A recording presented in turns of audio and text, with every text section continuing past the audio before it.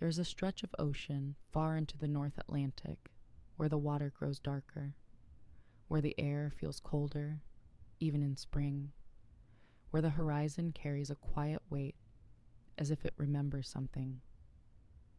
Light arrives slowly there. It flattens across the surface, pale and distant. Waves move with a heavy rhythm, rising and falling with no hurry, like long breaths taken by an enormous body beneath. The wind passes low, without sharpness. It brushes against the water, leaving small patterns that vanish almost as soon as they form. Below the surface lies a place where steel rests, where dust-like particles drift through the water in slow spirals, where shadows linger over long corridors that once held sound, warmth, and life. Time moves differently down there. It stretches. It softens. It becomes something quiet, like a memory losing its edges. And in that quiet sits the wreck of a ship that traveled only once. A ship that began its journey in confidence and ended in stillness. A ship whose name continues to drift through the years like an echo that never quite settles. Before it became a story retold for generations, it was simply a vessel, a structure of metal plates, rivets, and engines, a shape on the water, built to follow a line across the Atlantic. It was designed in bright rooms, drawn on long sheets of paper, measured carefully, constructed piece by piece in Belfast, where the sounds of hammers and machinery filled the air for months. Workers walked along its decks before anyone else.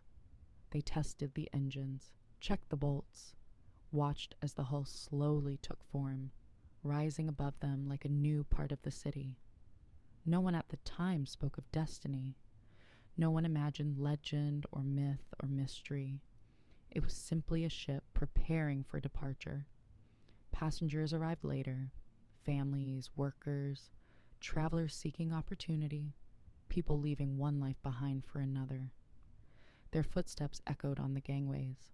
Their luggage was lifted aboard, the ship filled with voices, with movement, with the ordinary sounds of anticipation.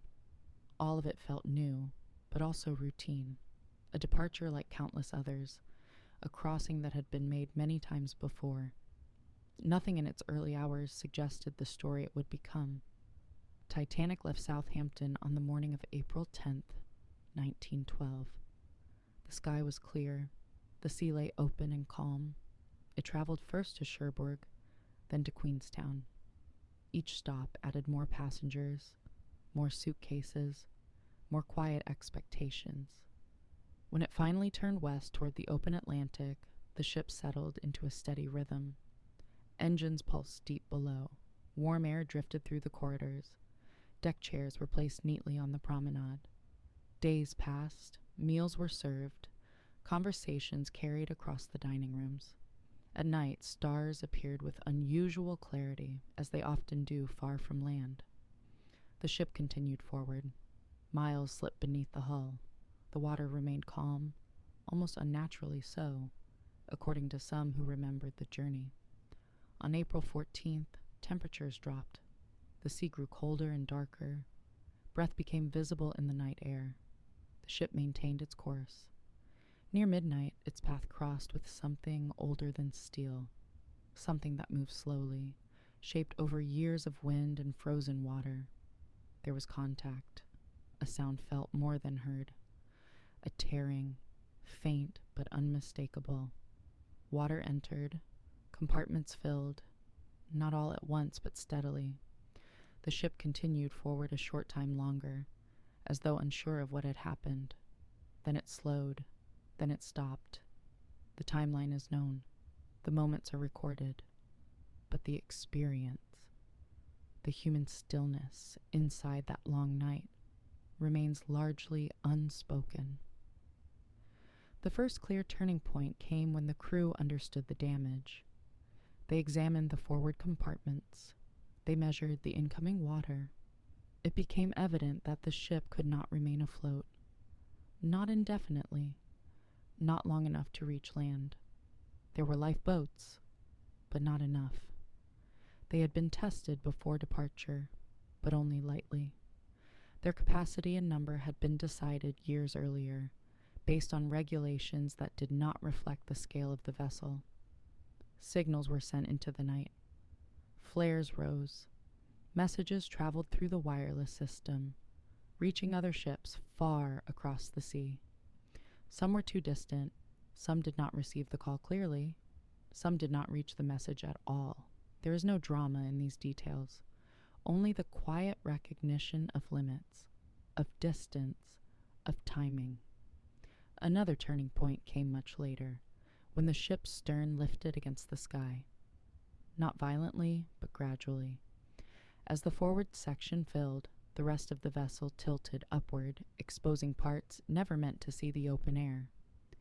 People observed in silence.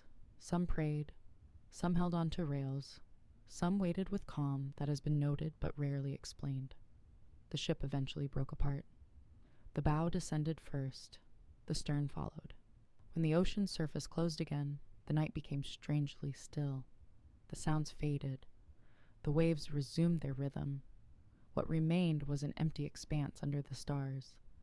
Years later, objects were found on the ocean floor. Shoes resting side by side. Porcelain plates scattered across silt. Pieces of wood softened by time. There were metal fittings, cabin fixtures, portions of the hull that had settled upright, as though still waiting for passengers to return. No single object tells the full story, but each one holds a small detail, a shape, a texture, a glimpse of ordinary life interrupted. Researchers observed the wreck through submersible windows. Beams of light crossed the darkness. Dust particles drifted upward in slow spirals. They found the grand staircase collapsed into fragments, cabins filled with sediment. The ship divided cleanly into two major sections lying on the seafloor, separated by a long trail of debris.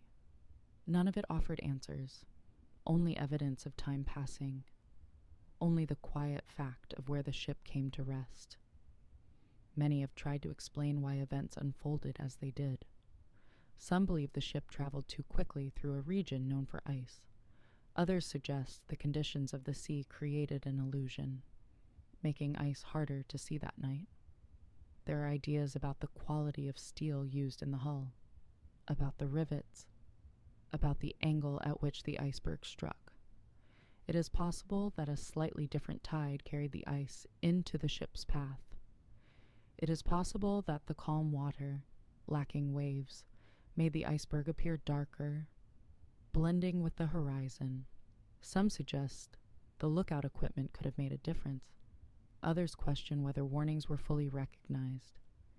Each theory offers a perspective, a detail, a single thread in a much larger fabric, but none of them concludes the story. None answers every question. Like many events carried forward by memory, Titanic remains partly understood and partly unknown.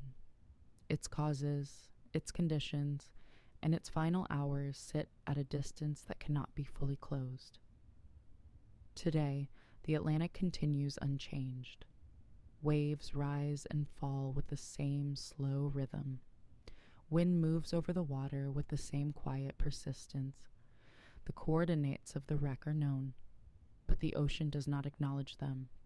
It passes above without pause, carrying sunlight, storms, and migrating animals across a space once filled with panic and sound. At sunrise, light spreads gently across the surface. It softens the horizon. It creates a moment in which the sea looks almost empty, a blank expanse with no hint of what lies below. But the water remembers in its own way, not through intention, but through depth, through the way salt and pressure preserve what human memory cannot, through the way silence settles over places where voices once lived. Ships still pass over the region. Their engines hum faintly in the distance. Crew members may look out at the water, unaware of the story beneath them. That is the nature of the ocean. It holds things without revealing them. It keeps time without marking it. More than a century has passed since Titanic traveled these waters. Years have softened the details. Memories have shifted, retold by families, historians, and strangers. What remains is not a single explanation, but a sense of distance, of something vast and unresolved resting beneath cold water. The ship lies in two pieces, its corridors filled with silt, its walls slowly surrendering to rust and depth.